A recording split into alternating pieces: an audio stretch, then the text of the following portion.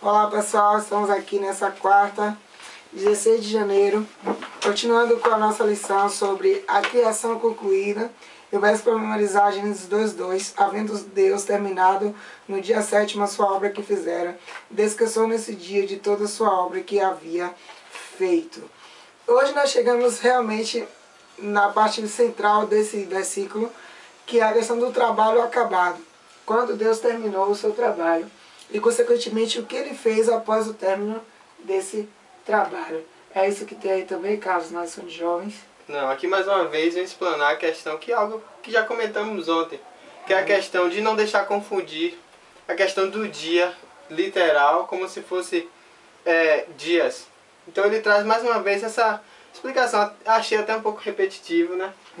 Mas diz o seguinte, como falou ontem, que não se confunde, principalmente pela palavra usada, que foi a palavra Yom, não sei se é assim que se pronuncia, que quer dizer dia, que representa 24 horas. E também a questão dos termos usados, de dia e tarde, tarde e manhã, enfim, que representam realmente um dia.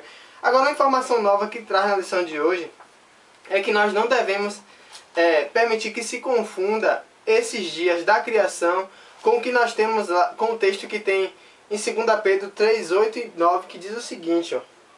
Deixa eu ler para vocês aqui. Há todavia uma coisa, amados, que não deveis esquecer, que para o Senhor um dia é como 1000 anos, e 1000 anos como um dia. Mas no 9 ele diz o seguinte, não retarda o Senhor a sua promessa, como alguns a julgam demorada. E tem o restante do verso. Não se pode confundir, porque aqui o que esse texto quer dizer é em relação a Deus cumprir sua promessa no tempo certo. Ele sabe o tempo certo de cumprir, ele não retarda quando ele promete. Não tem nada a ver nesse verso com o da criação. Então que nós não permitamos que também venha confundir, mais uma vez, essa questão de dias e também de ser dia em relação a 1000 anos por causa desse verso. Lembrando que o dia é um dia literal de 24 horas. No caso da criação, ele se tratava do dia como nós conhecemos. E o texto que o Carlos deu, essa questão do dia para Deus, esse texto especificamente está mais voltado para a questão de que Deus não se limita ao tempo. Isso. E quando é um texto profético, a gente sabe que um dia representa um ano em profecia. Então a Bíblia tem alguns momentos em que a gente precisa se adequar ao contexto daquele versículo. No nosso caso aqui da lição de adultos, traz um contexto que a gente não precisa se adequar em nada, está claro e específico. Em Gênesis 2, de 1 a 3, de que ao 6º dia Deus viu que tinha concluído a sua obra. Ou seja, Deus não deixou nada incompleto. Ele deixou tudo pronto. Viu que o homem estava criado, os animais estavam criados, tudo pronto. E depois ele separou um tempo específico para celebrar essa criação. Eu até falei essa questão do contexto, porque tem muita gente aí que tem usado versículos bíblicos e tem dito que essa questão do sábado ela foi retirada, foi abolida, tá? Justamente sobre a alegação de que existem textos bíblicos com contextos diferentes. O contexto do sábado, em momento algum, ele é questionado. Muito pelo contrário, fica específico que o sábado é uma bênção de Deus, especial. E tem uma frase na lição interessantíssima. Deus, a gente sabe que ele não precisava de repouso, ele não necessita, ele não se cansa, né? Mas ele preparou um dia em especial. E tem uma frase na lição aqui interessantíssima. A bênção especial de Deus repousa sobre o 7º dia. O sábado não é apenas abençoado, mas também santificado.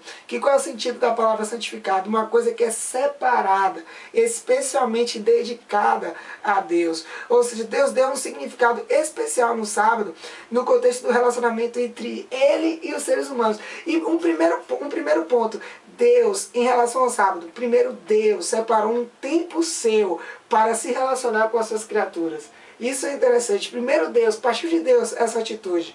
Só que aí depois, muitas pessoas questionaram essa questão do qual o propósito do sábado. O próprio Jesus foi específico e mais uma vez um texto que não tem essa desculpa de dizer assim, tem que se analisar o contexto. Em Marcos 2, 27 e 28, o próprio Deus disse, o próprio Jesus abriu a boca e falou que o sábado foi criado para os seres humanos. E sobre isso o Filho do Homem tem autoridade também sobre o sábado. Ou seja, o sábado não foi feito porque Deus tinha uma necessidade, mas porque o ser humano tinha uma necessidade. E aí Deus ele criou uma provisão. Que necessidade era essa dos seres humanos? Na verdade, um momento em que eles parassem para celebrar a criação de Deus. Só que depois que o pecado entrou na Terra, o sábado passou a ter um sentido muito mais próprio para os seres humanos. O sentido realmente que está explícito na palavra principal do sábado, que é a palavra hebraica Shabbat, que significa descanso, e está totalmente ligado ao sábado. E agora sim, depois que o pecado entrou na Terra, passou a ter um sentido muito mais claro, porque o pecado trouxe o cansaço para nós, o cansaço do trabalho, o cansaço das dificuldades, e aí agora o sábado passa a ter um sentido principal para tudo isso. A lição também nos convidou para nos imaginarmos o mundo antes do pecado, dizendo assim: imagine a alegria e a admiração que Adão e Eva experimentaram à medida que conversavam com Deus e contemplavam o mundo feito por Ele no sábado. Porque Adão e Eva tiveram sábados com o Senhor enquanto eles ainda não tinham pecado. Imagine quão maravilhoso era isso para com eles. E nós precisamos desse descanso sabático. Porque hoje, especificamente no mundo em que vivemos, está aí a última frase da sua lição: para que não percamos a visão de Deus e para que não sejamos envolvidos pelo materialismo e excesso de trabalho. Excesso de trabalho causa doença, materialismo também causa doença, e Deus não nos projetou para isso, Deus não nos criou para isso. Então a perguntinha final aí: como você pode aprender a ter experiência mais profunda e mais rica com o Senhor ao descansar no sábado? Como ele fez? Simples, porque primeiro ele tirou esse tempinho para se relacionar com você, comigo. Então ele me espera no sábado. E depois de tudo isso, a minha relação vai ser mais profunda. Por quê? Porque vai ser um dia separado, específico, especialmente para que eu converse com Ele, para que eu tenha contato com Deus. Então isso é perfeito, maravilhoso. O sábado foi feito para nós, não nós para o sábado. E Deus nos espera no sábado, para que tenhamos uma comunhão com Ele.